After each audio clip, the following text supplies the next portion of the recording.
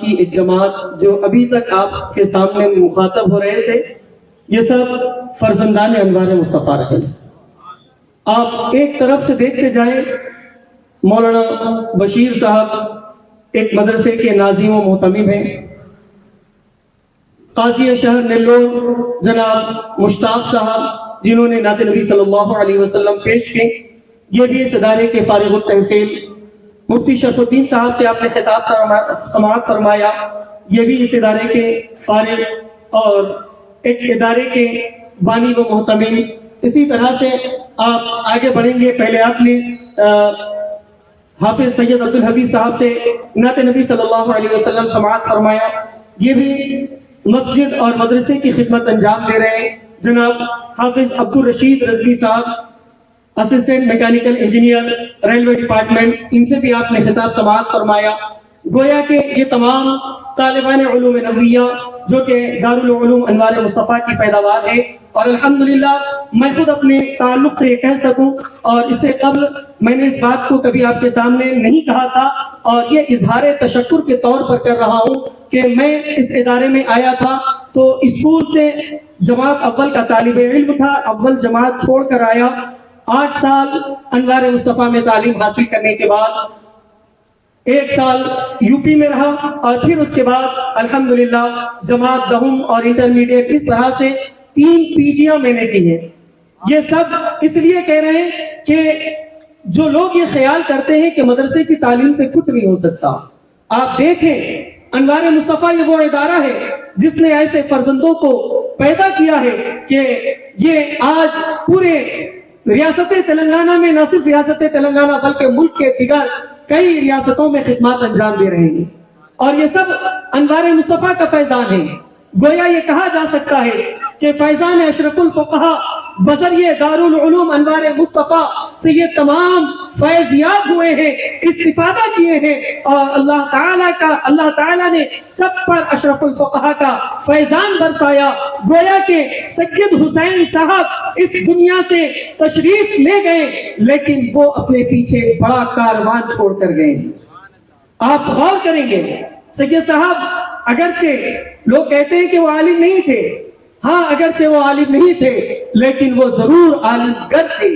سید صاحب نے جن اساتذہ کو اپنے ادارے میں متعین کیا، ان اساتذہ کے ذریعے سے ہم نے پڑھا ہے، وہ اساتذہ ہمیں پڑھاتے تھے، اور سید حسین صاحب اپنا خون جگر ہمیں پلایا کرتے تھے۔ آج انہوں نے جو خون جگر پلایا تھا، اس کا نتیجہ ہے کہ آپ کے سامنے یہ علماء کی ایک جماعت ٹھہری ہوئی نظر آ رہی ہے، علماء کرام کا قافلہ نظر آ رہا ہے۔ یقیناً سید صاحب گئے دنیا سے تو اپنے پیچھے علماء کی ایک جماعت چھوڑ کر گئے، سید صاحب گئے تو اپنے پیچھے حفاظ کی ایک جماعت چھوڑ کر گئے، سید صاحب گئے اس دنیا سے تو وہ اپنے پیچھے علماء ائمہ کی ایک بڑی عظیم جماعت چھوڑ کر گئے، اور سید صاحب گئے ہیں اس دنیا سے تو طالبان علوم نبویہ کے لیے دارالعلوم انوار مصطفیٰ اور اس کی شاخیں چھوڑ کر گئے، اور قوم کی بیٹیوں کے لیے سید صاحب نے جامعہ حبیبیہ نسواں اور اس کی شاخیں قائم فرما دی ہے۔ گویا کہ سید صاحب کا یہ جو کارنامہ ہے صبح قیامت تک یاد رکھا جائے گا۔ برادران ملت اسلامیہ، یقیناً روح سید حسین یہ کہتی ہوئی نظر آ رہی ہے، پھلا پھولا رہے یا رب چمن امیدوں کا، جگر کا خون دے دے کر یہ بوٹے میں نے پالے ہیں۔ اللہ تبارک و تعالیٰ کی بارگاہ میں دعا ہے کہ پروردگار عالم سید حسین صاحب کے امیدوں کے اس چمن کو سبز و شاداب و آباد رکھے۔ برادران ملت اسلامیہ، بالخصوص اہلیان سٹی پیٹ سے ہماری گزارش ہے کہ اگر آپ نے جس طرح سے سید صاحب کا تعاون فرماتے ہوئے سٹی پیٹ کے اس ادارے کو روشن کیا تھا، آپ مزید آگے بڑھیں، اپنے اس ادارے کا تعاون آپ جس طریقے سے کرنا چاہتے ہو کریں، لیکن ساتھ ہی ساتھ اپنے بچوں کو، آپ اپنے پوتروں کو، اپنے نواسوں کو، اپنے رشتہ داروں کو اس ادارے سے جوڑنے کی کوشش کریں۔ مدارس اسلامیہ یہ کوئی صرف نقصان پہنچانے کا کوئی کام نہیں، بلکہ آپ کے جو ذہن میں یہ بات ہوتی ہے کہ مدرسوں سے کیا فائدہ ہوتا ہے، یہ تمام آپ کے سامنے موجود ہیں، اور آپ کو دعوت دے رہے ہیں کہ اگر آپ اپنی اولاد کو جیسے آپ سے پہلوں نے اپنی اولاد کو اس ادارے سے جوڑا، انہی کے بچے یہ نظر آ رہے ہیں، آپ بھی جوڑیں گے، یقیناً وہ آپ کی اولاد دنیا اور آخرت میں آپ کے لیے بھلائی کا سامان بنے گے۔ آئیے میں اب خطاب کے لیے بلا کسی تاخیر جناب حضرت مولانا شاہ سید امجد حسینی صاحب بانی و محتمم دارالعلوم نور الاسلام حیدرآباد کی بارگاہ میں گزارش کروں کہ اپنے خطاب نایاب سے ہم سامعین کے قلوب کو منور مجلہ فرمائیں۔ 5 منٹ کے لیے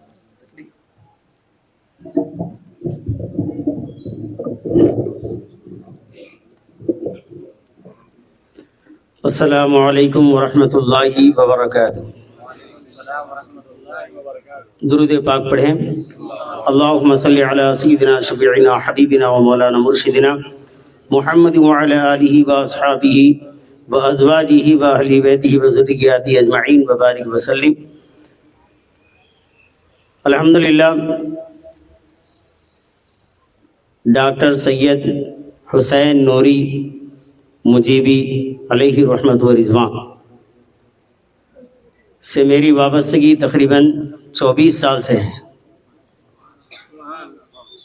اور تقریباً 10 سال تو صرف 10 سال یا 6 سال تک جو ہے صرف فون پر گفتگو ہوتی تھی، اور جو بھی گفتگو ہوتی دین کی خاطر ہوتی۔ جب بھی علماء کی حفاظ کی ضرورت ہوتی مجھے کال کرتے، اور فلاں جگہ ضرورت ہے، فلاں جگہ امام کی ضرورت ہے، فلاں جگہ حافظ کی ضرورت ہے، اسی پر بات ہوتی۔ اس کے بعد ایک مرتبہ ملاقات کا وقت آیا تو میں سدی پیٹ آیا، تو اس وقت ڈاکٹر صاحب سے سید صاحب سے ملاقات ہوئی۔ رات کے وقت میں آیا تھا کافی دیر سے، تو سید صاحب کے ساتھ کھانا کھایا۔ اس کے بعد آپ نے فرمایا کہ تھوڑی دیر باہر چلیں، تھوڑا کام ہے۔ تو میں سمجھا شاید کچھ اور کام ہوگا، کچھ خدمت ہوگی، کچھ علاج کے لیے وغیرہ جا رہے ہوں گے۔ ان کے ساتھ چلا تو پہلی مرتبہ حضرت سید شاہ جان اللہ قادری علیہ رحمت و رضوان کی بارگاہ میں آیا۔ تو میں سمجھا زیارت کرنا ہے، فاتحہ خوانی وغیرہ پڑھ کے کہیں جانا ہے کام سے۔ اب وہاں فاتحہ خوانی میں پڑھ رہا ہوں، آپ بھی پڑھیں۔ پڑھنا ہونے کے بعد وہاں آپ جھاڑو لگا رہے ہیں بارگاہ میں۔ اب میں خاموش تھا، دیکھ رہا تھا خالی۔ خدمت کرنے کے بعد پھر اس کے بعد میں سید صاحب سے پوچھا، حضرت آپ کے مدرسے میں اتنے طلباء ہیں، کسی کو ساتھ میں لا لیتے یا مجھے بولتے تو میں خدمت کر دیتا تھا۔ ہمارے پیر و مرشد ایک شعر ارشاد فرمائے، شہزادے غوث اعظم پیر طریقت حضرت سید شاہ افضل حسینی چشتی والقادری مدظ اللہ نورانی فرماتے ہیں، نہ عروج کی ہے خواہش نہ مجھ کو خوف زوال ہے، نہ عروج کی ہے خواہش نہ مجھ کو خوف زوال ہے، میرا پیر میرا شوق میرا پیر میرا دیار ہے۔ سبحان اللہ، سبحان اللہ۔ سید صاحب نے فرمایا کہ حضرت بچے تو بہت ہیں، بلا سکتے ہیں، صفائی کروا سکتے ہیں، لیکن مجھے میرے پیر و مرشد، سبحان اللہ کہیے، سبحان اللہ، حضور اشرف الفقہاء نے فرمایا ہے، سبحان اللہ، کہ میں اس بارگاہ کی خدمت کروں۔ واہ، سچا مرید وہ ہے جس کے اندر عاجزی آئے، بے شک، سبحان اللہ، سچا مرید وہ ہے جس کے اندر عاجزی ہو اور پیر کا حکم مانے۔ اتنی بڑی شخصیت کہ میں پیٹرول پمپ پہ ان کے ساتھ گاڑی پر گیا تو پیٹرول پمپ والا پیٹرول کے پیسے ہی نہیں لیا بندہ۔ اللہ، تو میں بولا اتنی بڑی شخصیت، ارے کسی کو اور بول دیتے تو ہو جاتا تھا کام، لیکن آپ نے فرمایا میرے پیر و مرشد کا حکم ہے۔ تو آج میں یہ کہہ سکتا ہوں کہ جو مرشد کی غلامی میں رہے اللہ تبارک و تعالیٰ اسے یہ بلندیاں عطا فرماتا ہے کہ اتنے علماء کرام کی موجودگی آج ان کی یاد منانے کے لیے جو آئے ہیں، یہ مرشد کامل کا صدقہ ہے، یہ حضور اشرف الفقہا کی نگاہ کرم کا اثر ہے، نگاہ ولی میں وہ تاثیر دیکھی، بدلتی ہزاروں کی تقدیر دیکھی۔ آج یہ خالی ہم یہ شعر پڑھتے ہیں لیکن آج پورا اتر رہا ہے۔ سبحان اللہ، سبحان اللہ۔ سید صاحب نے جو اتنے سال خدمت کی ہے اور آج یہ جو پھول نظر آ رہے ہیں، ارے سبحان اللہ بولو۔ اب کیا انجینئر آئے ہیں دکھ رہے بولو جب خوش ہو دے گا۔ یہ مہمان رسول جو نظر آ رہے ہیں، ایک ایسا کام کر گئے سید صاحب کے رہتی دنیا تک تو انہیں یاد کیا ہی جائے گا جب تک یہ مدرسہ قائم رہے گا، اور اس مدرسے میں عالم کورس ہو یا حفظ پڑھنے والے ہو یا طالبات پڑھنے والی فاطمہ زہرا رضی اللہ تعالیٰ عنہا کی کنیزہ ہو، یہ دعا کرے یا نہ کرے، اس کے ہر لفظ کا ثواب اللہ تعالیٰ انہیں عطا فرمائے گا۔ سبحان اللہ، سبحان اللہ۔ یہ ایسا کام ہے کہ بڑے بڑے لوگ بھی نہیں کر سکتے، اور یہ کام دولت سے نہیں ہوتا، یہ کام دل سے ہوتا ہے۔ سبحان اللہ۔ کیونکہ میں نے بھی جو ہے کئی مرتبہ ان کو جو ہے دیکھا ہے، اور کبھی فون کیا سید صاحب کہاں پر ہیں، بولے سدھی پیٹ میں، پھر دوسرے دن کچھ کام سے فون کیا، کہاں ہے سید صاحب، رحمت آباد میں۔ ارے کل تو یہی تھے آپ، پھر رحمت آباد بھی چلے گئے؟ جی ہاں۔ کیسا گئے؟ تو آپ نے یہ نہیں فرمایا کہ ہاں میں گیا، فرمایا کہ جن کا بلاوا تھا انہوں بلا لیے۔ سبحان اللہ۔ اور کبھی بھی اپنی بات یعنی اپنی طرف سے کوئی کچھ نہیں کہتے تھے کہ میں نے کیا۔ میں نے کہا کہ حضرت سید صاحب آپ ماشاءاللہ جو ہے بہت بڑا مدرسہ بنائے، بہت کام ہوا ہوں گا، فلاں ہوا ہوں گا، فلاں ہوا، کون ایسا سیٹ تعاون کرنے والا ہے؟ تو کیا لفظ فرمایا، اور الحمدللہ وہ سبق مجھے بھی ملا۔ تو میں نے پوچھا کہ بھائی کوئی پیسے والے ہوں گے، کوئی بڑے سیٹ؟ تو میں نے پوچھا سید صاحب کون ایسے سیٹ ہیں جو اتنا آپ کو ماشاءاللہ مدد کرتے؟ چند سیٹاں تو ہوں گے۔ آپ نے فرمایا کہ میرا سیٹ کوئی نہیں، واہ، سبحان اللہ۔ میرا سیٹ ناگپور میں ہے، سبحان اللہ، سبحان اللہ۔ اور وہ ناگپور والا دل میں ہے، سبحان اللہ۔ جس کے دل میں مجیب اشرف پیر و مرشد بسے ہیں، اس کو کوئی نیچے گرا نہیں سکتا جس نے اٹھا دیا ہو۔ سبحان اللہ، اللہ اکبر۔ نعرہ رسالت، نعرہ رسالت، حضور اشرف الفقہا، حضور اشرف الفقہا، ہم شبیہ حضور اشرف الفقہا، علماء اہل سنت، مسلک اعلیٰ حضرت۔ بالکل وقت کم ہے، 2 منٹ میں آپ کو بولنے کی گزر جاؤں گا انشاءاللہ۔ خاص کر کے ہمارے خطیب اہل سنت حضرت علامہ مولانا جعفر العابدین صاحب قبلہ مدظر لہ نورانی بھی یہاں پر بیٹھے ہیں۔ ہم سب جو ہے اماموں کو ادھر بھیجنا ادھر بھیجنا، کہیں بھی ضرورت ہے تو الحمدللہ جو ہے بھیجتے ہیں۔ تو حضرت سے بھی جب بھی گفتگو ہوتی اسی بات پر ہوتی ہے، اور حضرت کی محنت بھی ویسے ہی ہے، اور جو ہے مفتی آصف رضا مصباحی صاحب قبلہ بھی وہی محنت کر رہے ہیں۔ تو یہ سارے علماء ہمارے جتنے بھی علماء ہمارے بیٹھے ہیں، بڑے بڑے علماء، یہ سب کو فیضان حضور اشرف الفقہا سے ملا۔ بے شک، سبحان اللہ، سبحان کیونکہ مولانا جعفر العابدین صاحب قبلہ میرے پاس جب پہلی مرتبہ جلسے میں حضور اشرف الفقہا کے ساتھ آئے، شاید حضرت کو یاد ہوگا، تو اس وقت آپ کا جو بیٹھنے کا، میں آپ کے سامنے تعریف نہیں کر رہا، میں مرید کا کام بتا رہا ہوں، واہ، آپ کی کرامت نہیں بیان کر رہا، مجیب اشرف صاحب قبلہ علیہ رحمت و رضوان کی کرامت بتا رہا ہوں واہ، کہ حضرت جب جلوہ فرماتے آپ ایسا خاموش بیٹھے ہوئے تھے جیسا کہ ان کو کوئی پہچانتے ہی نہیں۔ یعنی اتنے بڑے عالم کیسا ٹھاٹ باٹ کے ساتھ بیٹھنا چاہیے، خاموشی کے ساتھ، یہ عاجزی ان کے اندر کہاں سے آئی؟ یہ عاجزی حضور اشرف الفقہا کی عطا ہے۔ سبحان اللہ۔ سید صاحب کو میں نے کئی مرتبہ کہا حضرت آپ ذرا اچھا ٹھاٹ باٹ سا آج کل لوگ دیکھ کے جو ہے تعریف کرتے، آپ ذرا اچھا تو بھی رہنا۔ فرماتے ہیں کہ میں جس در کا فقیر ہوں سبحان اللہ. میں جس در کا فقیر ہوں، فقیر کہتے کسے ہیں؟ نہ اس کو لباس کا ہوش نہ اپنا ہوش، وہ اپنے پیر میں گم رہتا ہے، سبحان اللہ. سبحان وہ اپنے اللہ. پیر میں گم ہوتا ہے. میں اپنے پیر میں گم ہوں، اٹھانا بھی ان کا کام ہے، گرانا بھی ان کا کام ہے. مجھے اٹھنے اور گرنے، یعنی اٹھا اگر تو خوش ہونا نہیں، گرنا ہے تو غم نہیں.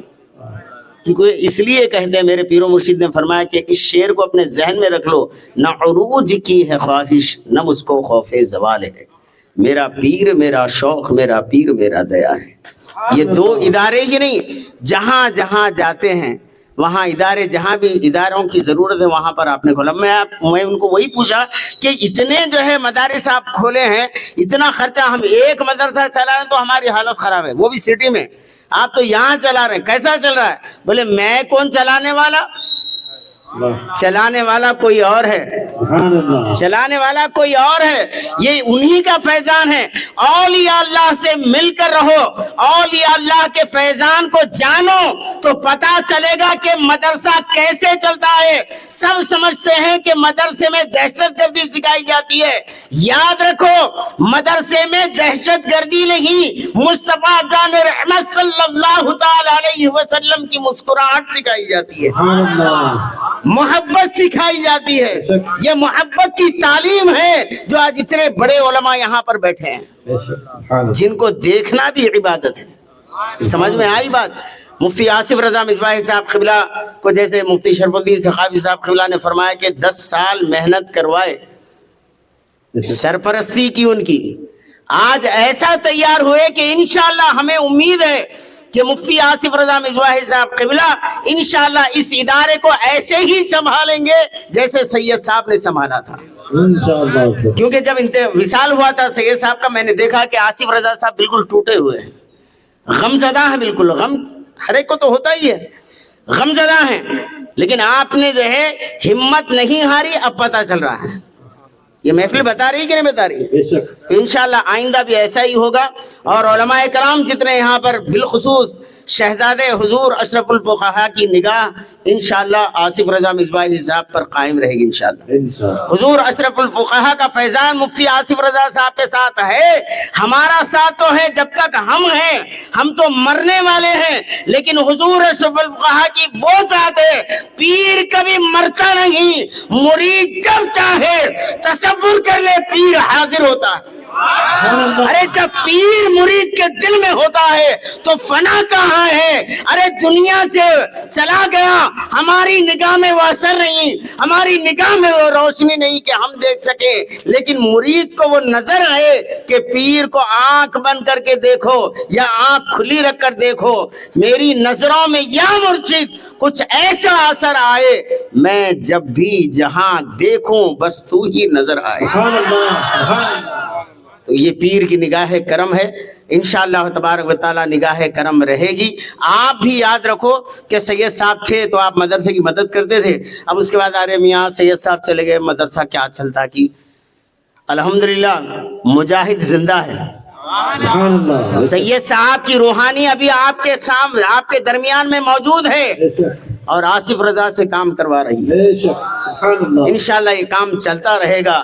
آپ بھی یاد رکھیے، جب تک آپ تعاون کرتے رہیں گے، آپ کے مرحومین کے لیے ہو یا آپ اپنے لیے کام کروا رہے ہو، کوئی کچھ بھی ایک دانہ بھی کھلا رہے ہیں، تو انشاءاللہ یہ طلبہ جو سامنے بیٹھے ہیں کل حشر کے میدان میں جواب دیں گے انشاءاللہ تبارک تعالی.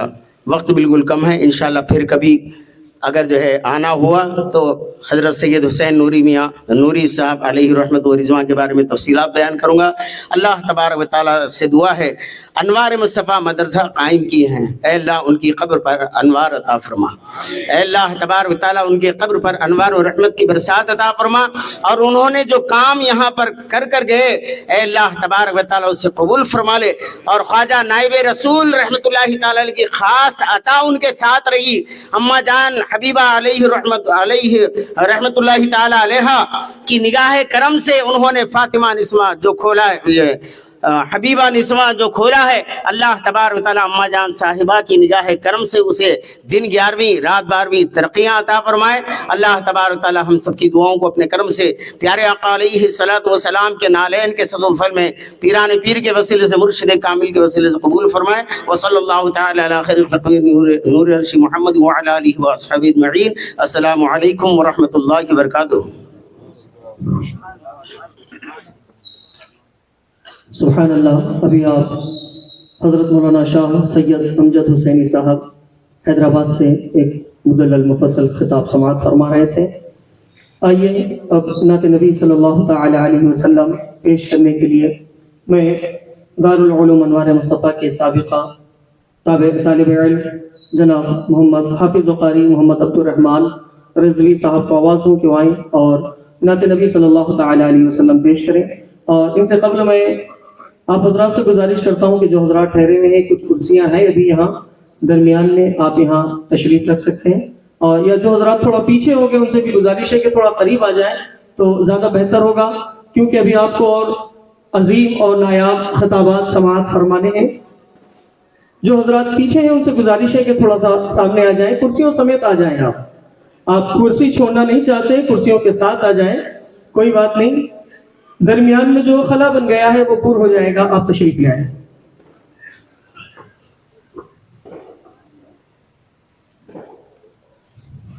رونق اسٹیج، معزز علماء کرام، ہم شبیہ حضور اشرف الفقہاء، السلام علیکم ورحمۃ اللہ تعالی وبرکاتہ۔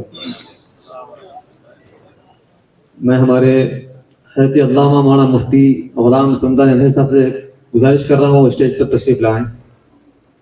غلام سمدانی اظہری صاحب، آئیے ہمارا بن کر درود پاک کا ہدیہ پیش کرتے ہیں، میرے ساتھ بن کے پڑھیے۔ صلی علی نبینا صلی علی محمد صلی علی نبینا صلی علی محمد۔ وہ جو نہ تھے تو کچھ نہ تھا، وہ جو نہ ہو تو کچھ نہ ہو، وہ جو نہ تھے تو کچھ نہ تھا، وہ جو نہ ہو تو کچھ نہ ہو، جان ہے وہ جہان کی، جان ہے تو جہان ہے۔ صلی علی نبینا صلی علی محمد۔ خوف نہ رکھ رضا ذرا، تو ہے عبد مصطفیٰ، خوف نہ رکھ رضا ذرا، تو ہے عبد مصطفیٰ، تیرے لیے امان ہے، تیرے لیے امان ہے، تیرے لیے امان ہے۔ صلی علی نبینا صلی علی محمد صلی علی شفیعنا صلی علی محمد۔ زندہ شاہ منقبت کے اشعار سماعت فرمائیں کہ ہمارے پیر و مرشد کا ایک چھوٹا سا واقعہ میرے سامنے، اور خاص کر غمخوار سنیت ناشر مسئلہ کہہ رہا تھا ڈاکٹر سید حسین نوری صاحب قبلہ علیہ رحمۃ الرضوان کے بارے میں۔ حضور اشرف الفقہاء جب شہر کریم نگر میں آئے تھے، جس وقت ایک بات کہی تھی، جب ہم سب ہمارے پیر بھائی وغیرہ سب موجود تھے، فرمائے حضور اشرف الفقہاء کہ جب سے میرا سید بیمار ہوا ہے کوئی مجھے پوچھنے والا نہیں ہے۔ اللہ اکبر، کیا فرما رہے ہیں؟ کوئی مجھے پوچھنے والا نہیں ہے کہ آپ جان سکتے ہیں سید صاحب حضور اشرف الفقار تلنگانہ میں آ رہے ہیں تو کہاں رکنا ہے، کہاں کس کے گھر جانا ہے، کون سا پروگرام کدھر دینا ہے، اور کب کون سی گاڑی سے نکلنا، ہر وہ چیز کا خیال کرنے والے سید صاحب۔ ایسے سچے مرید تھے سید صاحب قبلہ علیہ رحمۃ رضوان، اللہ تعالیٰ ان کے درجات میں بلندی عطا فرمائے۔ آئیے انہیں کا ایک چند اشعار منقبت ہمارے ایک ساتھی محترم نے لکھا ہے، سماعت فرمائے کہ دین و سنت کا ایک رخ تاباں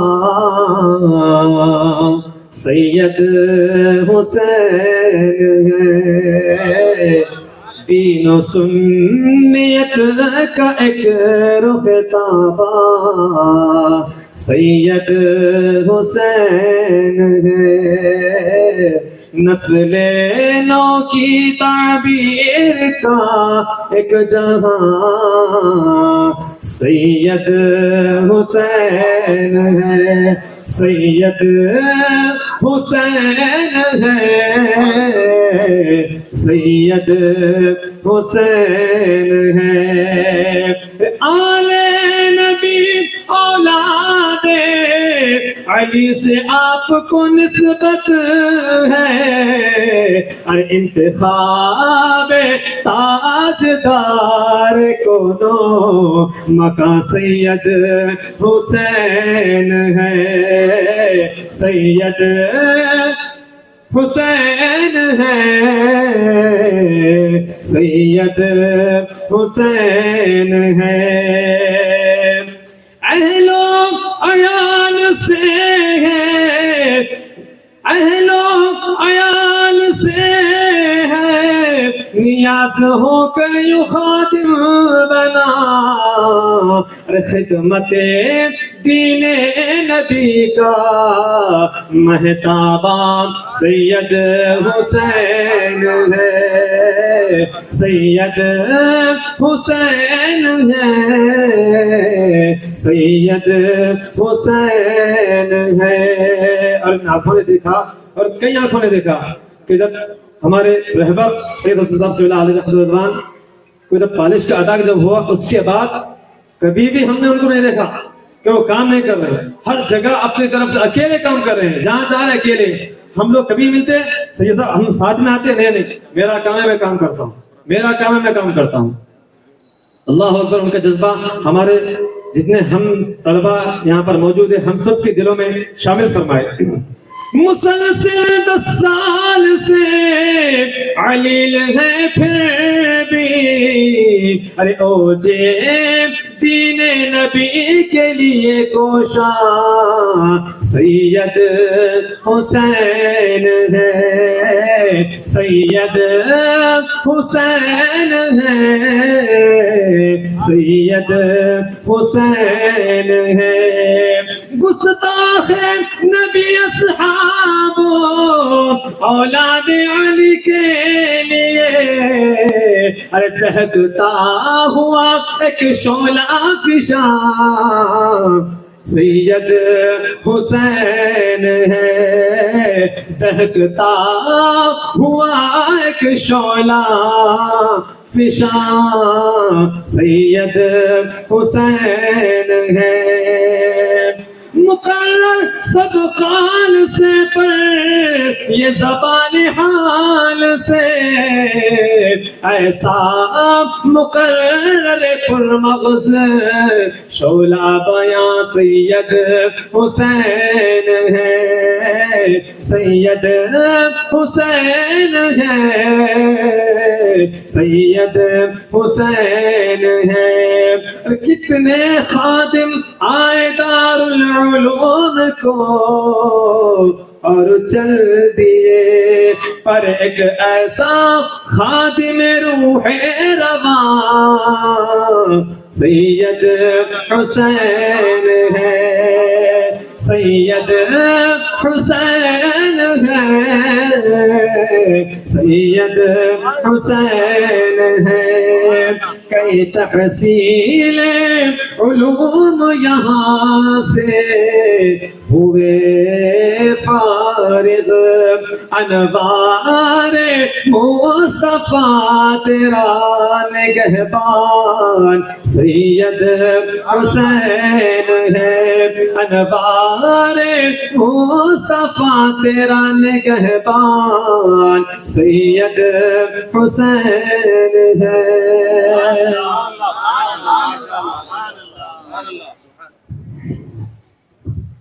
سبحان اللہ.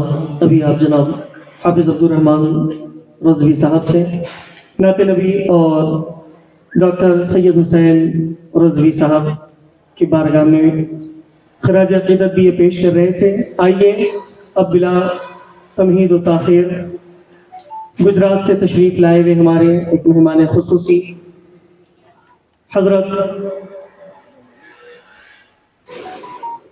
مولانا مفتی الحاج محمد سرفراز احمد اظہری صاحب پرنسپل دارالعلوم انوار رضا نوساری گجرات کی بارگاہ میں بڑے ہی احترام کے ساتھ التماس کرتا ہوں کہ حضور والا کرسی خطابت پر جلوہ افروز ہوں اور اپنے خطاب سے ہم سامعین کے قلوب کو منورہ مجلہ فرمائیں.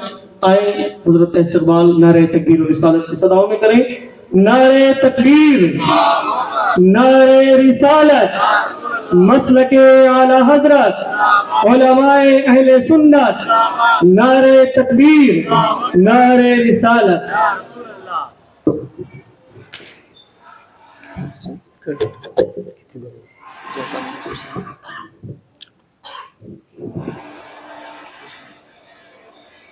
ممبر رسول پر جلوہ افروز علماء کرام، معزز سامعین، السلام علیکم ورحمۃ اللہ تعالی وبرکاتہ. وعلیکم السلام ورحمۃ اللہ وبرکاتہ.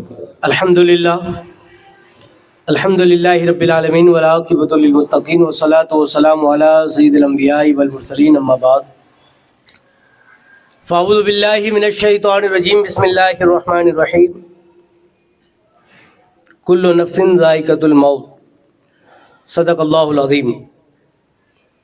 وقال سبحانہ وتعالی فی موضع آخر، الذی خلق الموت والحیاۃ لیبلوکم ایکم احسن عملا، صدق اللہ العظیم. عزیزان ملت اسلامیہ، خطبہ مسنہ کے بعد اس آیت کریمہ کی تلاوت کرنے کا شرف حاصل کیا ہے. آئیے عرض و معروض سے قبل ہمارا مل کر ہماری اور ساری کائنات کے مرکز عقیدت جناب احمد مصطفیٰ محمد الرسول اللہ ارواحنا فدا صلی اللہ تعالی علیہ وسلم کی بارگاہ اقدس میں درود پاک کا ہدیہ نشاور کریں. باوز بلند پڑھے اللہم صلی علی سیدنا مولانا محمد معدن الجود والکرم والی الکرام وابن الکریم وبارک وسلم. صلاۃ و سلام علیک یا رسول اللہ صلی اللہ تعالی علیہ وسلم. عزیزان ملت اسلامیہ، یہ فاتحہ چہلم کا موقع ہے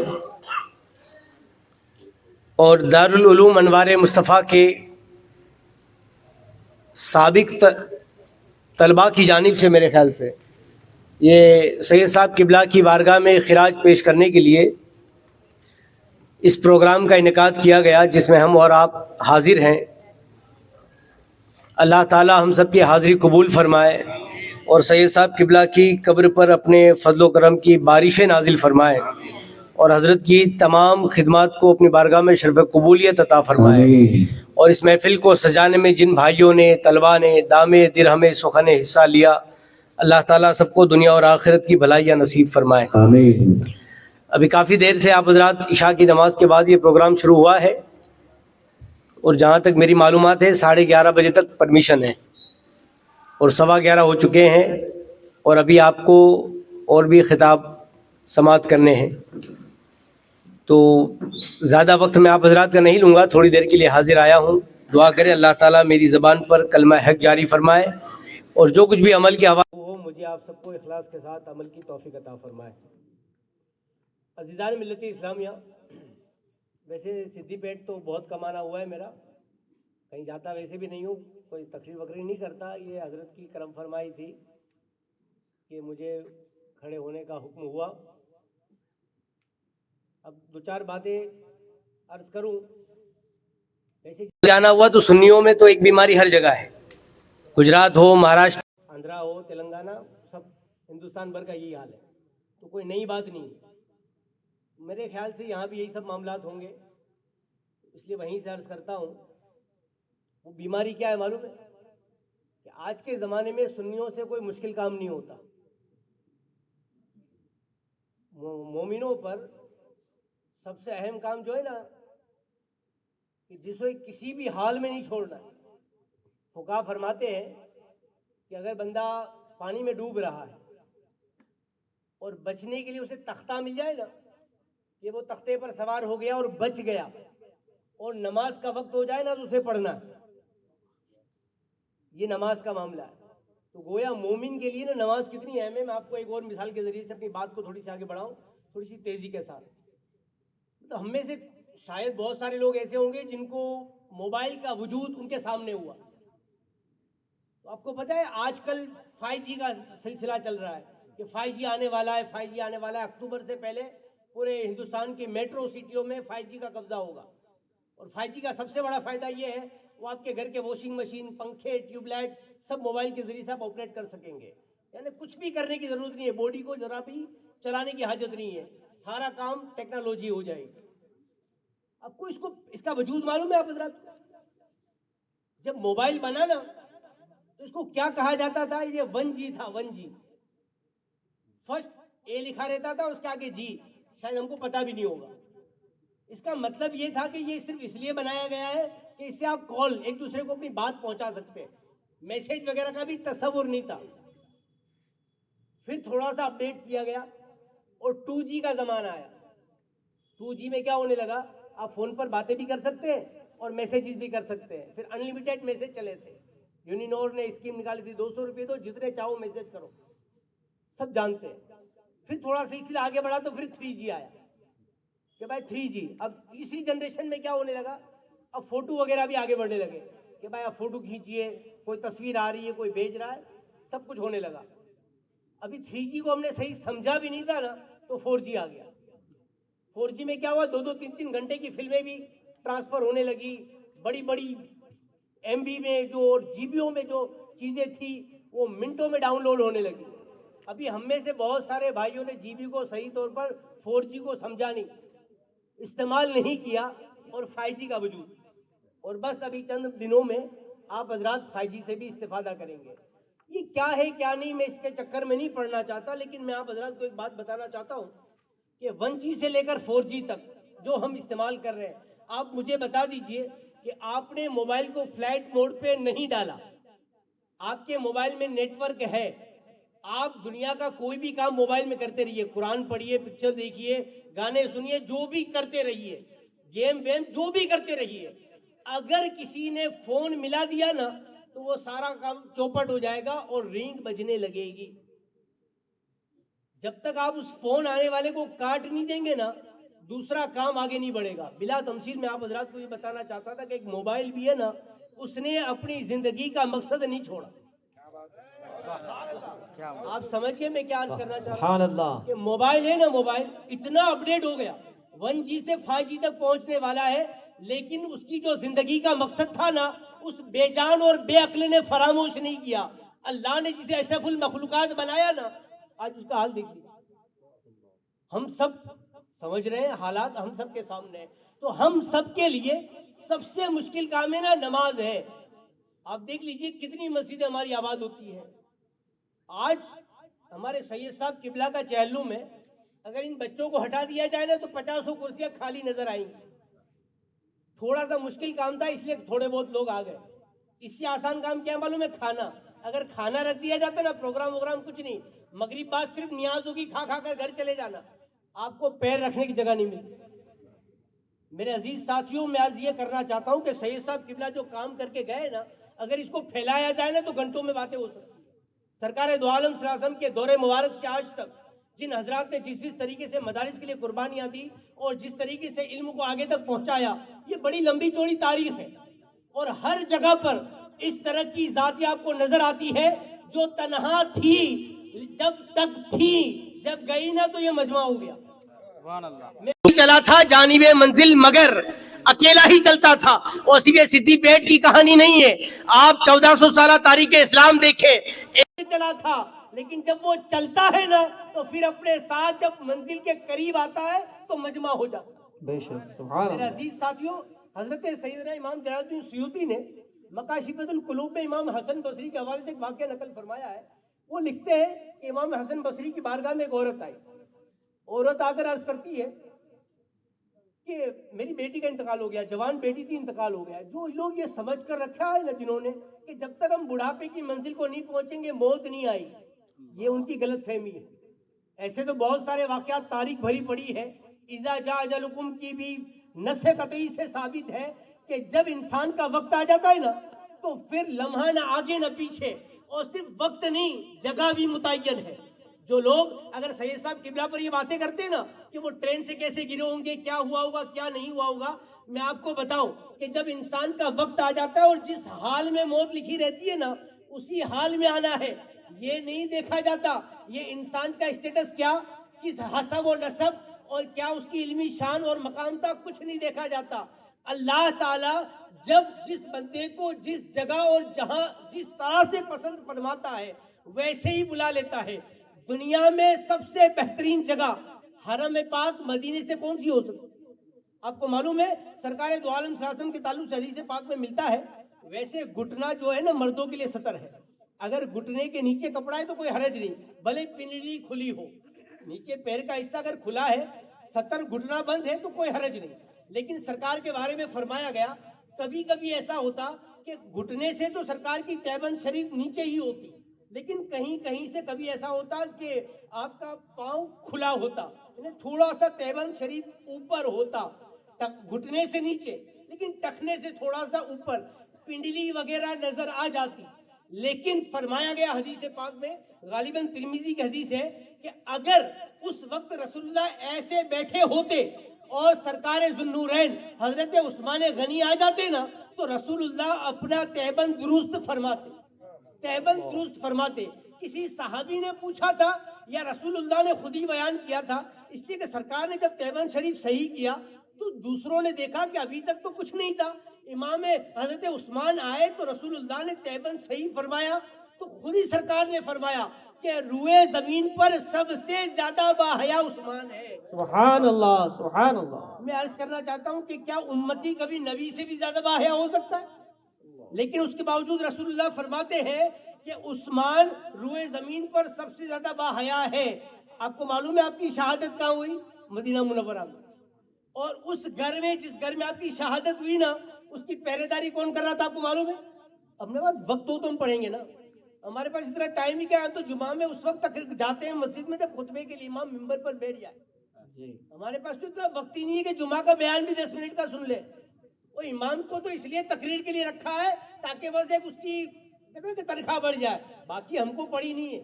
اور اگر شہر میں مدرسہ ہے تو طلبہ کی ذمہ داری ہے کہ وہ صف اول میں بیٹھے, باقی تو کسی کو ثواب کی ضرورت ہی نہیں ہے, سب پیٹ بھر کے کما کر بیٹھے. اس کیفیت سے ہم گزر رہے ہیں. آپ دیکھیں تو صحیح, حضرت عثمان غنی کے گھر کی حفاظت کرنے والے حسن و حسین تھے, حسن و حسین, اور اس کے باوجود 40 دن ایسے گزر گئے کہ باہر سے پانی بھی نہیں پہنچ سکا تھا. اور جس وقت آپ کو شہید کیا گیا نا اس وقت قرآن مقدس کی تلاوت فرما رہے تھے, اور جس وقت آپ کو شہید کیا گیا آپ کے خون کے قطرے اس پر گرے, اور 3 دن تک لاش بغیر غسل و کفن کے گھر میں پڑی رہی. یہ کس کی بات کر رہا ہوں معلوم ہے؟ میں داماد رسول اللہ نے فرمایا تیسری بیٹی ہوتی زندہ, اگر تیسری بیٹی ہوتی نا تو وہ بھی عثمان کے نکاح میں دے دیتا. تو اب سمجھ میں آ گئی ہوگی ہم سب کو بات کہ سید صاحب کے انتقال پر ہمیں بات کرنی چاہیے یا نہیں کرنی چاہیے, یا کسی بھی مسلمان کے حوالے سے سید صاحب کی بات آئی تو میں آپ کو ایک اور واقعہ سناؤں. تذکرۃ الاولیاء میں جلد اول میں صفحہ نمبر 170 پر یہ واقعہ بیان کیا گیا ہے, اور یہ واقعہ حضرت عبداللہ ابن مبارک کا, امام اعظم کے شاگرد حضرت عبداللہ ابن مبارک. ایک مطلب تشریف لے جا رہے تھے, راستے میں ایک سید صاحب ملے. سید صاحب نے دیکھا حضرت عبداللہ ابن مبارک کا مقام بہت اونچا تھا, بڑے محدث اور بڑے متقی پرہیزگار بڑے عالم تھے.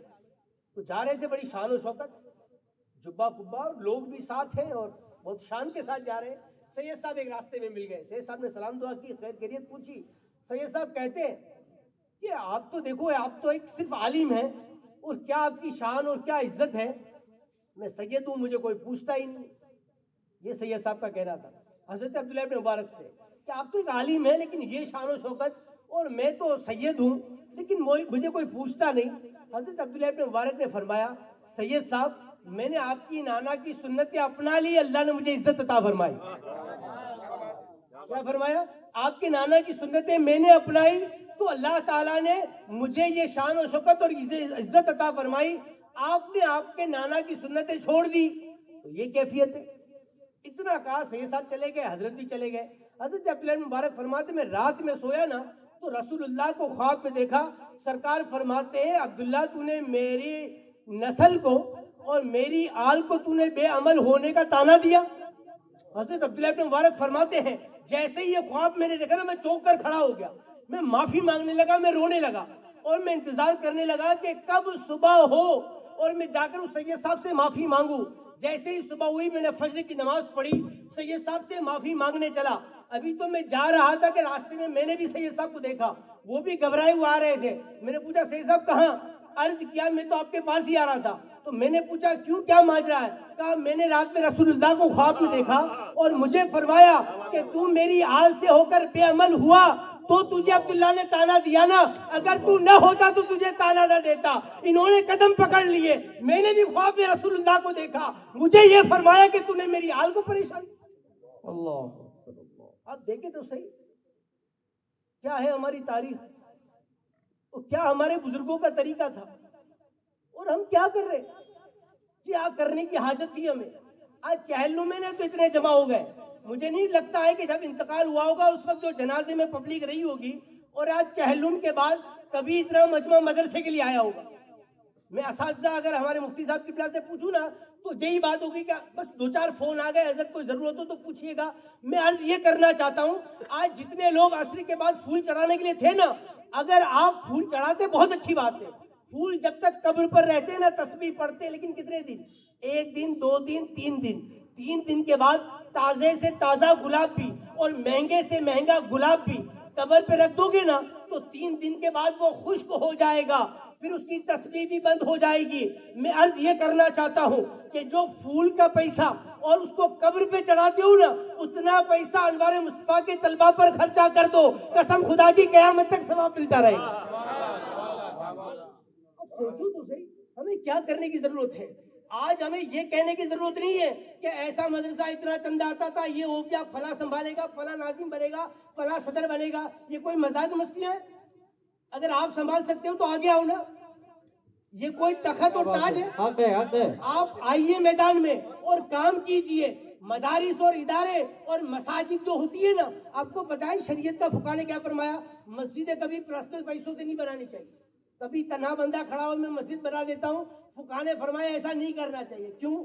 کیا فقہ کو حدیث نہیں تھی کہ من بنا للہ مسجدہ بنا اللہ لہ بیتن جلا؟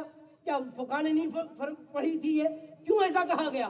اس لیے کہ جب ایک بندہ اپنی جانب سے کوئی سی چیز بنا دے گا نا تو وہ یہ سمجھے گا کہ یہ میری پراپرٹی ہے, میں جیسے چاہوں چلاؤں, جس کو چاہوں آنے دوں, جس کو چاہوں روک دوں. تو مساجد مدارس یہ کسی کی پراپرٹی نہیں ہوتی, یہ تو اللہ اس کے رسول کا گھر ہوتا ہے. یہ دین کے مضبوط قلعے ہوتے ہیں, یہ وراثت میں نہیں چلتا. یہ تو ہر مسلمان کی, ہر اس شخص کی جو یہ گواہی دیتا ہے کے سوا کوئی معبود نہیں, محمد صلی اللہ علیہ وسلم اللہ کے بندے اور اس کے رسول ہے, تو مساجد اور مدارس کی حفاظت اس کی ذمہ داری اس کی ہے کہ مدارس اور مساجد کو جہاں جیسے دامے درہمے سکھنے. ارے تمہیں کس نے کہا کہ صرف چندہ دو؟ رسول اللہ کے حدیث پاک میں فرمایا گیا, ایک عورت مسجد نبوی میں جھاڑو دیتی تھی. فتح رضویہ شریف میں اعلیٰ حضرت نے اس واقعے کو نقل فرمایا ہے. فرماتے ہیں کہ مسجد نبوی شریف میں ایک عورت جھاڑو دیتی تھی, تو سرکار نے دیکھا کہ وہ عورت آ نہیں رہی ہے, تو فرمایا کہ صحابہ سے پوچھا کہ وہ عورت جو مسجد نبوی میں جھاڑو لگاتی تھی وہ مجھے نظر نہیں آتی. عرض کیا ہے رسول اللہ, اس کا انتقال ہو گیا. تو سرکار نے فرمایا مجھے خبر نہیں دی. عرض کیا رسول اللہ, آپ کے کندھے پر نبوت کا بوجھ ہے, آپ کی اتنی ذمہ مصروفیت, ایک عام عورت کا انتقال ہو گیا تو ہم نے سوچا کہ ہم ہی تدفین وغیرہ نماز جنازہ وغیرہ پڑھاتے ہیں, اور آپ کو کہاں ہم اس لیے خبر دینا رہ گئی, اور کوئی مسئلہ نہیں تھا. سرکار نے فرمایا مجھے اس کی قبر پر لے چلو. سرکار قبر پر تشریف لے گئے, قبر پر جا کر اس کے لیے دعائیں مغفرت فرمائی. سرکار کی ذات تھی نا, قبر کے اندر ہو باہر ہو کیا فرق پڑتا ہے. سرکار قبر پر کھڑے ہیں, اور روایتوں میں بیان کیا گیا کہ اس بڑھیا سے بات کی کہ مجھے بتا کہ تجھے قبر میں تیرے کس عمل نے سب سے زیادہ فائدہ پہنچایا. وہ صحابیہ تھی, रसूल अल्लाह को देखा था मस्जिद नबवी शरीफ पे। वो उस दौर की औरत थी जिसने रसूलुल्लाह के आंखों से देखा। वो तिरमिजी गदी से पाक है, जिसने रसूलुल्लाह को हालत ईमान में देखा है ना, वो सहाबी हुआ। और उस सहाबी को किसी ने हालत ईमान में देखा, इंतकाल कर गया। रसूलुल्लाह फरमाते जहन्नम की आग उसे भी नहीं छुएगी। जिसने सहाबी को देखा है तो सहाबी का मकाम क्या होगा। तो जो औरत मस्जिद नबवी में झाड़ू लगाती थी, उसको रसूलुल्लाह पूछ रहे कि तुझे तेरे किस अमल ने सबसे ज्यादा फायदा पहुंचाया। अर्ज करती है, या रसूलुल्लाह मस्जिद में झाड़ू लगाने की। सुभान अल्लाह, सुभान। मैं आपसे पूछना चाहता हूँ कि जो लोग हैं ना, जो बहाने बनाते हैं, मैं तो गरीब हूँ, क्या कर सकता हूँ, मैं तो कुछ नहीं कर सकता, मैं तो पढ़ा लिखा नहीं हूँ, मेरे पास तो कोई ओहदा नहीं, पैसा नहीं। तू झाड़ू भी नहीं लगा सकता, तू इन बच्चों की खिदमत भी नहीं पूछ सकता, तू इन बच्चों की खैरियत भी नहीं मालूम कर सकता। अरे कर तो सही, सिर्फ इखलास होना चाहिए। अगर इखलास हुआ तो तेरा अमल नजात का जरिया बन जाए। मेरे अजीज साथियों, मैं अर्ज ये करना चाह रहा हूँ कि आप अंदाजा करें कि ये छोटे छोटे अमल कितने मजबूत हो जाते हैं। सैयद साहब किबला की तनहा की जिम्मेदारी नहीं थी।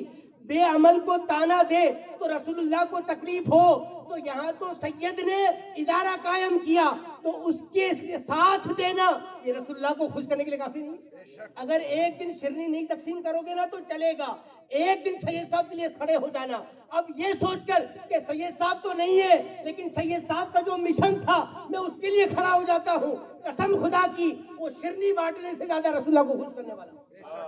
मैं वो जो वाकया अर्ज कर रहा था बस उसको खत्म करके बात खत्म करता हूँ कि इमाम हसन बसरी की बारगाह में औरत आई थी। अर्ज करती है, मेरी जवान बेटी का इंतकाल हो गया। तो आप ये याद रखना कि मेरा इंतकाल आने वाला लम्हा कभी भी आखिरी हो सकता है। कोई मैं लिखवा कर नहीं आया हूँ कि 60 प्लस जाऊंगा तभी इंतकाल होगा।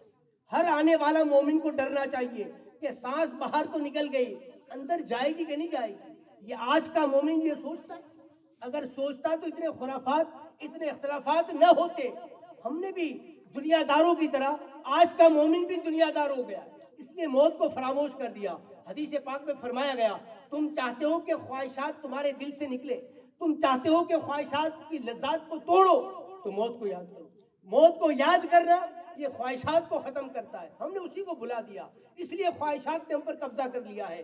अजीज साथियों, मौत को याद रखो। जब मौत तुम्हारे सामने होगी ना, तो बड़े से बड़ी दुश्मनी भी बड़ी हल्की नजर आएगी। और जब मौत को इंसान पर से पुष्ट डाल देता है ना, तो छोटी से छोटा मामला भी बड़ी दुश्मनी का सबब बन जाता है। अजीज साथियों, औरत अर्ज करती है कि हजरत मेरी बेटी का इंतकाल हो गया, जवान बेटी थी, अब मैं ये चाहती हूँ कि उसको ख्वाब में देखूं कि उसका क्या हाल हुआ। हजरत इमाम हसन बसरी थे, एक अमल बता दिया कि ये करो। औरत गई, अमल किया, रात में देखा कि रात में अमल किया और सो गई। तो ख्वाब में उसकी बेटी को देखती है कि उसकी बेटी तो तारकोल, कोई डामर आता है जिससे रास्ता बनता है, उसका लिबास पहने हुए। माँ की क्या हालत हुई होगी बेटी को देखकर। इस हालत में देखकर माँ तो कांप गई। सुबह हुई, इमाम हसन बसरी की बारगाह में पहुंचती है, अर्ज करती है कि हुजूर आपने अमल बताया, मैं तो चाहती थी कि मैं अपनी जवान बेटी का इंतकाल हुआ है तो मैं उसके कब्र के हालात देखूं, और अगर वो खुश होती तो मुझे तो इत्मीनान मिलता, लेकिन मैं तो और परेशान हो गई उसका हाल देखकर। फरमाया क्या हुआ? कहा मैंने अपनी बेटी को इस हाल में देखा है। हज़रत इमाम हसन बसरी भी रंजीदा हुए और वो औरत उठकर चली गई। काफ़ी दिन गुजर गए। काफ़ी दिन गुजरने के बाद हज़रत इमाम हसन बसरी ने ख्वाब में एक औरत को देखा, जवान लड़की को देखा कि जो जन्नती लिबास पहने घूम रही है। इमाम हसन बसरी फरमाते वो मेरे सामने भी आई और मुझे कहती है कि मुझे पहचाना। मैंने कहा नहीं। कहा मैं फला औरत की बेटी हूँ जो आपके पास आकर मेरा हाल जानना चाहती थी। तो इमाम हसन बसरी फरमाते मुझे बड़ा ताज्जुब हुआ कि तेरी वालदा तो ये कहकर गई थी और तू मुझे इस लिबास में नजर आ रही है, क्या वजह है? कहा जो मेरी वालदा ने कहा ना वो सच है कि मैं तो वैसी ही थी और उसी वजह से मुझे ये अजाब दिया गया कि मुझे वो खतरनाक लिबास पहनाया गया। लेकिन आज आप जिस कैफियत में देख रहे हो उसकी वजह यह है कि जिस कब्रिस्तान में मैं दफन थी, गुजरने वाला वहां से गुजरा, उसने रसूलुल्लाह पर दुरूद पढ़ा। उसने रसूलुल्लाह पर दुरूद पढ़ा, अल्लाह ने उसके सदके में हम कब्र वालों से अजाब उठा लिया, ये नेमत अता फरमाई। मैं अर्ज करना चाहता हूँ, कब्रिस्तान से जो गुजरे सिर्फ दुरूद पढ़े, ये बरकतें होती है। अरे सिद्दीपेट वालों, तुम्हारे शहर में तो अनवारे मुस्तफ़ा है। अगर यूपी और बिहार से आकर लोग फैज उठा सकते हैं तो सिद्दीपेट वाले महरूम हैं। कितने अफसोस की बात है। کہ دریا ہمارے شہر میں اور دوسرے آگر پیاس بجھاتے ہیں، ہم قریب ہو کر محروم ہوتے ہیں. کبھی تو یہ غور کرنے کی ضرورت ہے ہم اتنے قریب ہو کر محروم کیوں ہیں. اگر صرف اس پر غور کیا نا تو اللہ تعالیٰ تمہیں اس ادارے سے قریب کر دے گا. اللہ تعالیٰ اس ادارے کے بانی کی قبر انور پر اپنے خصوصی فضل و کرم کی بارش نازل فرمائے. ہم سب کو اخلاص کے ساتھ عمل کی توفیق عطا فرمائے. استغفر اللہ ربی من کل ذنب و اتوب الیہ. السلام علیکم.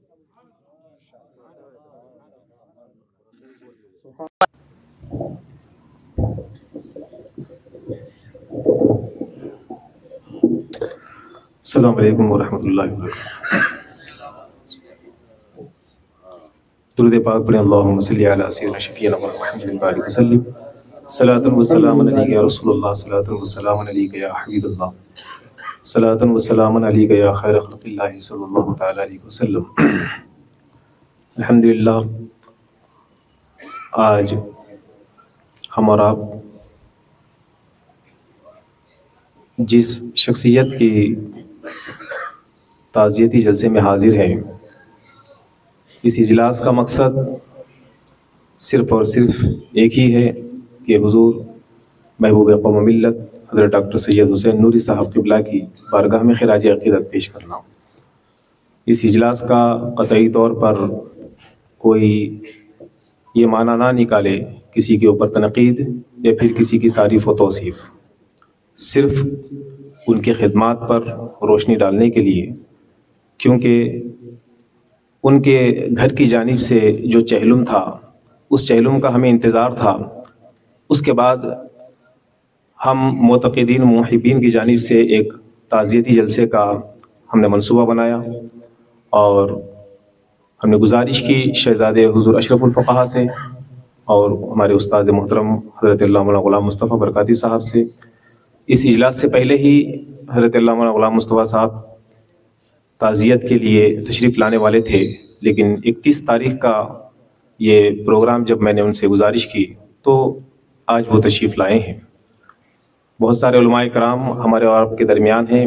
ابھی بہت ہی بہترین میسیج دونوں طریقے سے حضرت اللہ مولانا سرفراز احمد اظہری صاحب تقریباً ہمارے ساتھیوں میں سے سمجھیں. جس وقت نوساری ہمارا جانا ہوا تعلیم کے لیے تو اس وقت سے ان کی ہماری جان پہچان ہے. حضرت اللہ مولانا ترجمان اہل سنت خواجہ جعفر العابدین صاحب قبلہ بھی ان کی شخصیت سے بھی آپ سبھی واقف ہیں. آج جن کی ہم تعزیت کے لیے جمع ہوئے ہیں ان کے اساتذہ میں سے ان کا نام شمار ہوتا ہے. بہت سارے علماء کرام جو شرعی عذر کی بنیاد پر حاضر نہ ہو سکے، کوئی کسی کی طبیعت ناساز تھی جس کی بنیاد پر حاضر نہ ہو سکے، لیکن میں ان تمام علماء کرام جو اسٹیج پر تشریف فرما ہیں سب کا شکریہ ادا کرتا ہوں کہ انہوں نے اپنا قیمتی وقت نکال کر شہر سدی پیٹ کو تشریف لائے ہیں. تھوڑی دیر میں آپ کے سامنے جو میرا حق بنتا ہے، جو میری ذمہ داری بنتی ہے کہ محبوب قوم ملت جن کو بہت اچھی طریقے سے صرف سدی پیٹ ہی نہیں بلکہ علاقے تلنگانہ، آندھرا، مہاراشٹر، گجرات، بہار، بنگال، یو پی کے علماء کرام، تقریباً بہت دور دراز کے علماء کرام آپ کے اپنے شہر محبت کو تشریف لاتے رہے. ورنہ تو اس شہر کو کون جانتا تھا. تقریباً 94-95 کی بات میں آپ کو بتاؤں، جس وقت شہر سدی پیٹ میں کہ مسلک اعلیٰ حضرت سمجھیں یا پھر رضا کا نام لینا، یعنی یہ اتنا دشوار کام تھا کہ رضا خانی کی جانب اس کو منسوب کر دیے لوگ کہ یہ لوگ رضا خانی ہیں، رضا کا نام لینے والے ہیں. لیکن سید صاحب نے جس طریقے سے ہمت جٹائی، اور بالخصوص سید صاحب کی والدہ محترمہ کہتی تھیں کہ ہر ایک کو ایک جگر ہوتا ہے لیکن میرے بیٹے کو 12 جگر ہے. یہ ان کی والدہ کی زبانی ان کے الفاظ اکثر کہتے تھے کہ ان کو 12 جگر ہیں. اور ہمارے مرحوم دارالعلوم انوار مصطفیٰ کے خازن صاحب محمد احمد صاحب، ان کی ایک بات ہمیشہ یہ رہتی تھی کہ سید کو اگر سائیکل اگر دے دے تو سائیکل پہ بھی سری لنکا چلا جائے سنیت کے کام کے لیے. بہت ساری ان کی جو خصوصیات تھیں میں نے جو بچپن سے انہیں دیکھا ہے. دیکھیں ہم بلا وجہ کسی کی تعریف کرنا یا پھر کوئی مقصد یا پھر کوئی چیز حاصل کرنا ہمارا قطعی طور پر مقصد نہیں ہے. جو مجھ پر جو ذمہ داری ہے، جو احسان سید صاحب قبلہ کا ہے، میری زندگی ان کے ساتھ سمجھیں کہ 80% حصہ ان کی زندگی کے ساتھ گزرا ہے. اور ان کی کوششیں، ان کی کاوشیں، جس وقت میں ودیا نکیتن میں 6th کلاس میں انگلش میڈیم میں جب تعلیم حاصل کر رہا تھا تو یہاں سے نکال کر مجھے دارالعلوم انوار رضا نوساری یہاں سے مجھے لے کر گئے. میرے ساتھ 3 اور بچے موجود تھے. میرے ایک پھپھیرے بھائی مولانا حسن الدین بھی تھے، اور ایک اسد نام کا ایک لڑکا تھا، اور ایک یوسف. یہ چاروں کو ہم لوگوں کو ٹرین میں بٹھا کر یہاں سے نوساری حضرت علامہ غلام مصطفیٰ برکاتی صاحب کے مدرسے کو وہاں پر لے کر گئے. اتنی دور گجرات کا علاقہ، پہلی مرتبہ ہم اپنے وطن کو چھوڑے. وہاں لے جانے کے بعد 1 سال وہاں پر ہم نے تعلیم حاصل کی. پھر اس دوران وہ 2-3 مرتبہ تشریف بھی لائے، یعنی میری تعلیم کے سلسلے میں سمجھیں یا پھر میرے اخراجات کے سلسلے میں میری خیر کیفیت لینے کے لیے. ایک ابتدائی دور سے جو لگاؤ جو ان کو مجھے ان سے جو ہو گیا تھا، یہ بہرحال وہ اللہ بہتر جانتا ہے. اس کے بعد پھر کچھ سال یہاں پر تعلیم حاصل کی. اس کے بعد پھر دارالعلوم انوار رضا نوساری سے میں نے فراغت حاصل کی. پھر مجھے فضیلت کی تعلیم مکمل ہونے کے بعد 2004 میں 2004 اور 5 2004 میں 2004 میں یو پی کی سرزمین یہ لے کر گئے. میرے ساتھ ایک اور صاحب تھے ہمارے اعجاز بھائی، وہ اور سید صاحب، میں تینوں مل کر یو پی گئے. الجامعۃ الاشرفیہ مبارک پور، وہاں پر انہوں نے ایڈمیشن کروایا، اور وہاں پر ایڈمیشن بہت مشکل تھا. تو سید صاحب کی ذات نے حضور اشرف الفقہاء کے قدم پکڑ کر ان سے گزارش کی کہ ان کو وہاں پر ایڈمیشن دلایا جائے. حضرت علامہ غلام مصطفیٰ صاحب یہاں پر موجود ہیں، کیونکہ فضیلت کی دستار جو میری ہوئی تھی، میری گجرات سے فضیلت کی دستار ہوئی تھی، اور مشق افتاء مفتی کا کورس کرنے کے لیے الجامعۃ الاشرفیہ مبارک پور میں وہاں کے شرائط یہ ہیں کہ وہیں سے جو فضیلت کرے گا اسی کو وہاں پر افتاء کا داخلہ لیا جائے گا. لیکن سید صاحب نے حضرت کے پاس بارہا گزارش کی، بارہا ان کا ایک سفارش بارہا کرتے رہے. پھر حضرت نے جو ہے حضرت ڈاکٹر شکیل اعظمی صاحب گھوسی والے، ان سے سفارش کروا کے تب مجھے وہاں سے ایڈمیشن دلوایا. اس زندگی کے تقریباً 25 سال میں میں نے سید صاحب کی زندگی کے وہ ایسے معاملات میں نے دیکھے ہیں، اور ان کے ایسے تجربات، ان کے مدرسہ چلانے کے طور اور طریقے، عوام سے گفتگو کرنے کے طور اور طریقہ، دور اندیشی کے معاملات، سنیت کا کام کرنے کا جو جذبہ ہے، بہت سارے میں نے عروج بھی دیکھے ہیں، بہت سارے میں نے زوال بھی دیکھے ہیں. جس دن بہت سارے رکاوٹیں جس طریقے سے آتی بھی گئیں، اور اس کو جس انداز سے سید صاحب قبلہ کی ذات نے نظر انداز کیا ہے، اور بہت سارے لوگوں نے تنقیدیں بھی کی ہیں، لیکن کام وہ کرتے رہے اپنے حساب سے، اپنے شوق سے، جس انداز سے وہ کام کرتے رہے ہیں. یقیناً یہ ناقابل فراموش ہے، اتنا آسان کام نہیں ہوتا ہے. اپنے گھر بار کو چھوڑ کر، اپنے ہر چیز کی قربانی پیش کر دارالعلوم انوار مصطفیٰ سمجھیں، جامعہ حبیبیہ نصفہ سمجھیں، یا پھر سرسلہ کی سرزمین پر آج بھی ایک ادارہ قائم ہے. وہاں پر تیل وغیرہ اگر نہیں ہوتا تو یہاں سے انوار مصطفیٰ سے تیل بھیج کر وہاں مدرسہ چلاتے. گجویل کی سرزمین پر وہاں پر ایک مدرسہ، رحمت آباد کی سرزمین پر. یہ تمام خدماتیں ہیں، اور ان خدمات ہونے کی باوجود بھی اگر ان کی ذات، ان کی بارگاہ میں اگر خراج عقیدت پیش اگر نہ کیا جائے تو یہ سب سے بڑی ناانصافی ہوگی. سب سے بڑی ناانصافی یقینی طور پر ہوگی کہ اگر ان کی خدمات اگر نہ بیان کیے جائیں، اگر ان کی خدمات کے تعلق سے اگر نہ کہا جائے. آج کچھ لوگوں کا اعتراض بھی ہے، ٹینٹ ڈالا گیا ہے، لائٹیں لگائی گئی ہیں، لوگ اعتراض کر رہے ہیں کہ دیکھو اب سید صاحب کے اب صندل چڑھے گا، چادر چڑھے گا. یہ تو صرف ایک جھلک ہے، یہ تو صرف ایک جھلک ہے. آج کل تو بٹے بازوں کی خبروں پر بھی لوگ جو ہے نا پھول چڑھاتے ہیں. ہم نے ان کی ذات کو دیکھا ہے، کبھی کسی کو تکلیف نہیں دی ہے، راستہ بھر چلتے رہے، کبھی کسی کو تکلیف نہیں دی. جو کھلایا وہ کھائے، جو پلائے وہ پیے، جہاں بٹھائے وہاں بیٹھے، جہاں سلایا وہیں سوئے. ہمیں مسند پہ بٹھایا، خود وہ نیچے بیٹھے رہے. یہ میری زندگی کا ذاتی تجربہ ہے. ہمیں اونچے مقام پر بٹھایا، ہماری نزاکت، ہماری نفاست کو مکمل طور پر انہیں مقدم رکھا انہوں نے، لیکن وہ خود نیچے بیٹھے رہے اور ہمیں تکلیف تک نہیں دی. علماء اکرام तकरीबन 25 से 30 साल दारुल अनवार मुस्तफ़ा के जितने भी सदरुल मुदर्रिसीन गुजरे हैं, जितने भी तलबा गुजरे हैं, किसी एक मुदर्रिस से भी आप कोई एक लफ्ज़ शिकायत उनकी ज़ात से नहीं सुन सकते। किसी मुदर्रिस को अगर इत्तेफाकी तौर पर अगर नहीं रखना है तो वो अपनी ज़बान से कहते ही नहीं थे, वो अपनी ज़बान से नहीं कहते थे कि आप मत आइए। मानी उनको ये बात गवारा नहीं थी। उलमा का जो अदब था, तलबा का जो अदब था, ये मैंने उनकी जिंदगी में देखा है। आज सैयद साहब की अगर कोई कहते हैं कि ये तो अंधा अकीदतमंद है और वो पूरा जो है ना बार बार सैयद साहब, बार बार सैयद साहब, बार बार से, मुझ पर ये वाजिब है कि मैं उनकी तारीफ करूं। जो मैंने देखा है काम, मैं उसके ताल्लुक से बयान करूं। मैंने उनकी खिदमत को जो देखा है, मैं उसके ताल्लुक से मैं बयान करूं।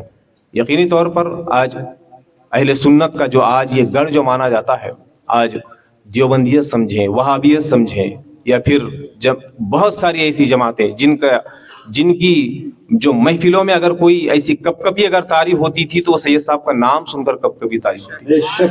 फैज़ान मिल्लत इस्लामी इतना आसान काम नहीं था। वाकई में एक जिगर नहीं 12 जिगर उनके थे।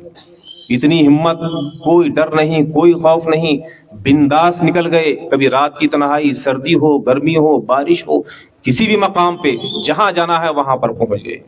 खुद अगर आलिम नहीं थे तो उलमा के जरिए से काम करवाते गए। कभी तर्जुमान अहले सुन्नत को बुलवा लिया, कभी हुजूर अशरफुल फुक़हा को मदऊ फरमा लिया। इस तरीके से अहले सुन्नत का काम उन्होंने अंजाम दिया है।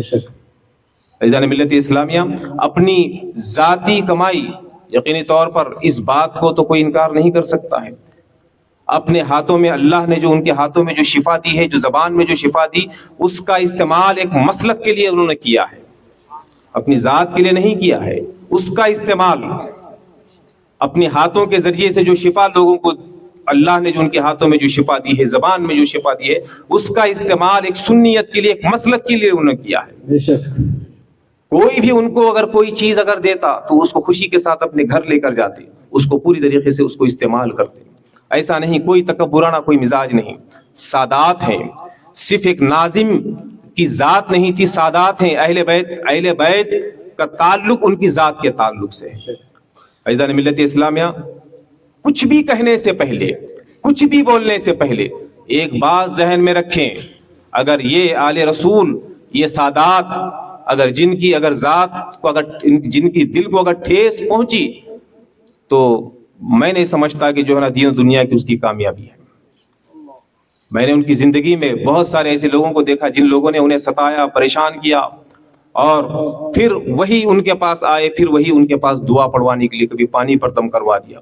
मेहमान आए, मदरसे में आए तो उनके लिए खाने का इंतजाम करें, कभी 1 बजे रात को घर लेकर जाएं, चाय पिलाएं, जो चीज जिस अपने पास जो होती है उसको खिलाकर, यानी हर कोई इंसान खाकर खुश होता है, सैयद साहब खिलाकर खुश होने वाले।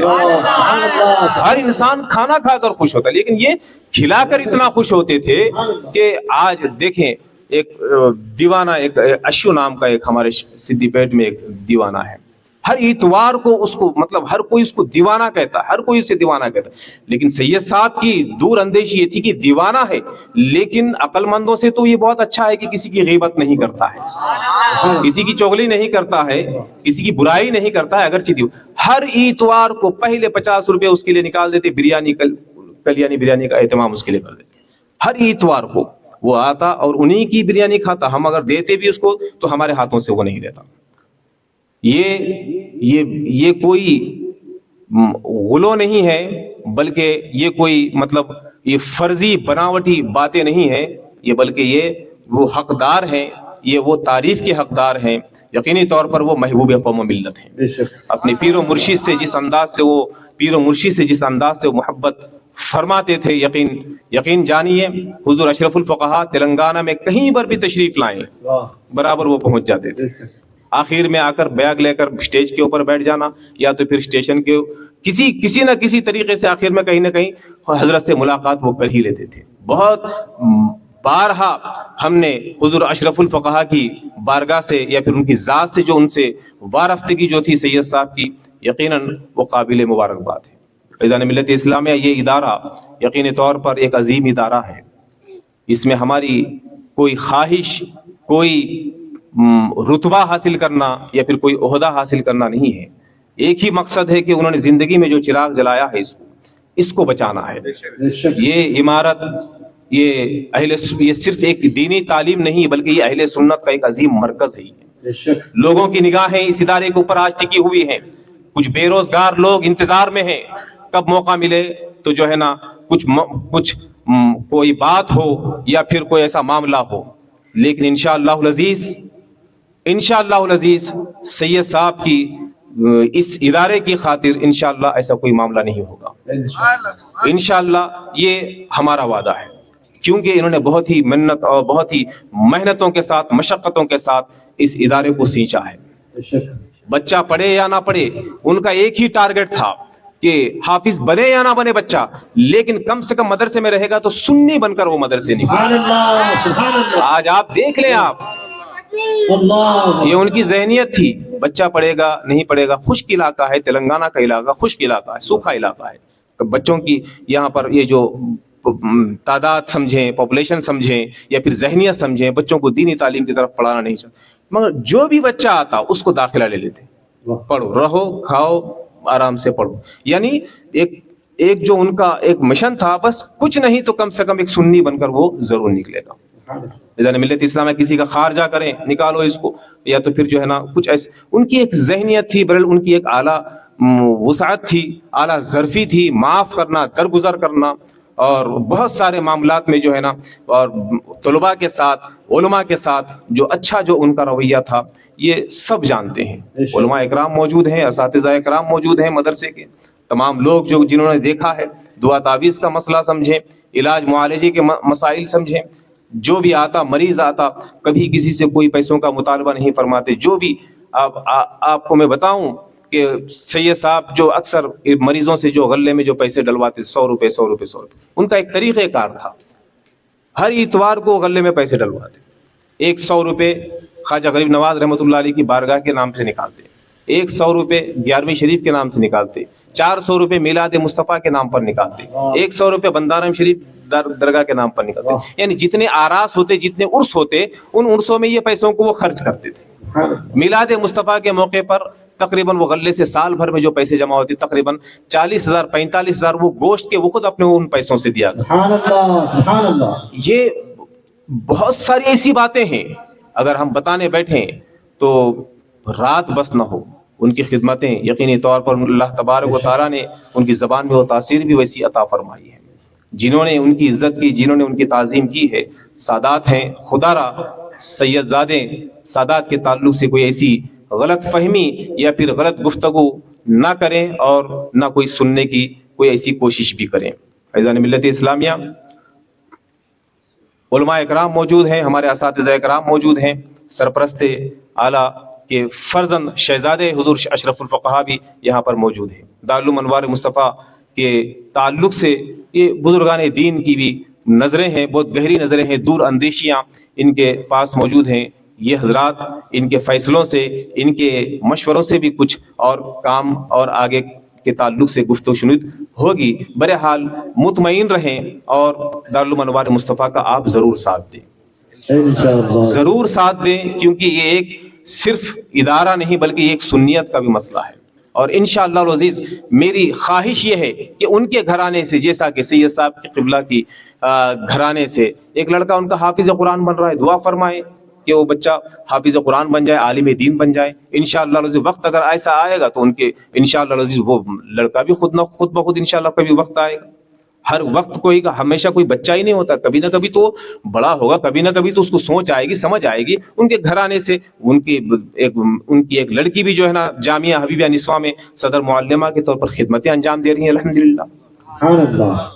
बहुत सारी मसाइल हैं उनके इंशाअल्लाह अज़ीज़। जैसा कि हमारे साथ हमारे सैयद शहाबुद्दीन उर्फ गोहर भाई तकरीबन 8-10 साल से कुर्बानी के मौके पर हमारे साथ में रहते हैं, हर साल तो कुर्बानी में आते हैं, हर साल हमारे साथ रह कर वो खिदमतें अंजाम देते हैं।